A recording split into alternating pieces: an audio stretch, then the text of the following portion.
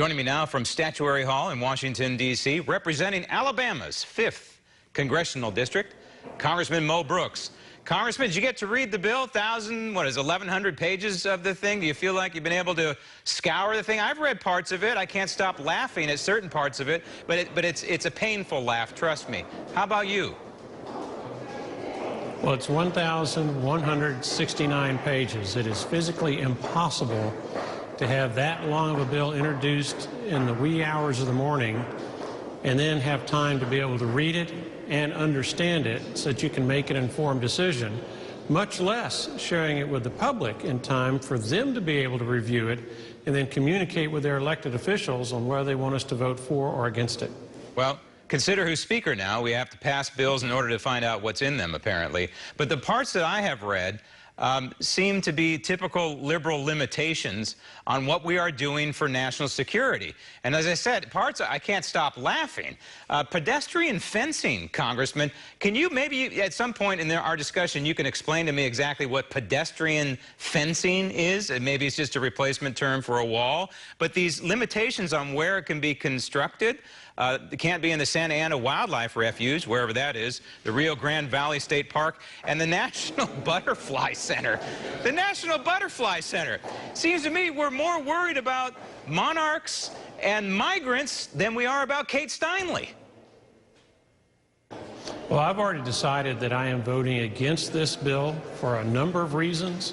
Perhaps first and foremost is the process, where you have 1,169 pages that you're expected to vote on without knowing what's in it, where your staff doesn't have enough time to be able to discern all of the nuances of everything that is placed in that bill. That's part of it. Another part of it is that 100%, all of it, that is being spent is money we don't have to borrow to get, cannot afford to pay back, and that's in the context of our just having recently in the past week or so blown through $22 trillion in total debt. This is another one of those debt junkies' dream pieces of legislation, but I'm concerned about stealing money from our kids and grandkids in order to live a high life today. I don't believe that is morally right. I don't believe it's morally justifiable. And those are just two reasons, and that's before you get to the give with one hand, take away with the other border security provisions in the bill. I want to talk about the fiscal nightmare a little bit more, but first, when you look at this bill in particular, and I understand why you're voting against it, a lot of people don't realize that you're talking about $1 trillion spending plan, more or less $1 trillion, and $1.3 billion dedicated to so-called border security is 0.001% of that $1 trillion spending plan. So if Congress is abdicating its role and its duty, its Article I duty of the United States Constitution to secure this republic and take care of naturalization, they called it back then, we call it today immigration, what is the remedy for we the people, Congressman? How do we get this done if Congress is unwilling or unable to do it? Well, what the American people have to do, quite frankly, is a much better job of screening candidates and sending higher quality candidates to Washington, D.C., whether they be in the House or the Senate or occasionally the White House. We saw what happened with the last president. Certainly, if you believed in open borders and violating border security laws that are already on the books, then you voted for Barack Obama, and that was the right thing to do. But if you wanted to protect American jobs, protect American incomes, protect American families from the slaughter that is going on at the hands of illegal aliens or the overdoses from poisonous drugs that come across our poor southern border, if that was your priority, then you never should have voted for a lot of the people who have been serving in Washington, D.C. That's the public's responsibility. That's true. Absolutely. I do think that term limits would help. I know the framers of the Constitution didn't put them in the Constitution because they figured term limits would happen every 2 years, but it certainly hasn't worked out that way, at least not in today's Congress. But there is a stunning financial harmonic convergence going on, and you touched on it, but I want to drill down just a little bit. A federal fiscal disaster in the making. Taxes collected over the past year, approximately $1.6 trillion. Added to the debt during that time, $1.4 trillion. Our national debt, Congressman, as you know, has now topped $22 trillion. It's great to cut taxes. I am a proponent of eliminating the IRS. I believe that a personal income tax is immoral.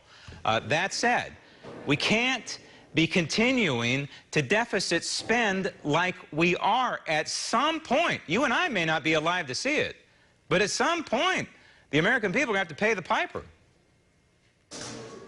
Well, I believe that you and I will both be alive to see it. I believe it's coming a lot faster, this debilitating national insolvency and bankruptcy, than people seem to think. I believe those people who think that we won't see it in our lifetimes are wildly optimistic. Quite frankly, if our creditors today were simply to decide that they don't want to loan us more money tomorrow, we're insolvent and bankrupt. We'd have to slash about 2/3 of federal government discretionary spending. That would have a devastating effect on national security and virtually everything else that the federal government does. And then you'd have the cascading effect on the American economy. Right now, in large part, the American economy is strong because you have an artificial stimulus, fiscal stimulus, of about $800 to $900 billion per year, all borrowed money. And this is for operational costs of the federal government. So that debilitating insolvency and bankruptcy, that turning the United States of America into a Venezuela, is a lot closer than most people think, and we need to adjust our spending habits accordingly. Yet we're talking this bill about, doesn't do that. Yet, Congressman, we're talking about $1 trillion infrastructure that's going to be coming down the road, infrastructure spending plan. They say it's going to be public-private. I don't quite understand exactly how that's going to work, and we know in the end what happens with public-private when it fails. It's going to be all public. We're also talking about paid family leave, another boondoggle. Yet no one in Washington, D.C., I mean, literally no one is talking about the elephant in the room, and that's the unfunded liability. It's bad enough we have an operating debt of $22 trillion, but we have an unfunded liability of $200 trillion. The actuaries at Social Security and Medicare are telling us it's a matter of years now, and not too far down the road. When are we going to touch the third rail of politics? Well, the problem again is with the American people. The American people would much rather elect a candidate who has the image of Santa Claus than a candidate who has the image of a Grinch. And if you're being financially responsible and you're saying no because you do not have the money to pay for it, the public perception is that you are a Grinch candidate. And so they go with the Santa Claus. That is one of the reasons why the Democrats push all these spending bills that they know we don't have the money to pay for. They know we have to borrow the money to get it. They know we can't afford to pay that money back. But it gets them elected. So they put their own self-interest above their nation's interest.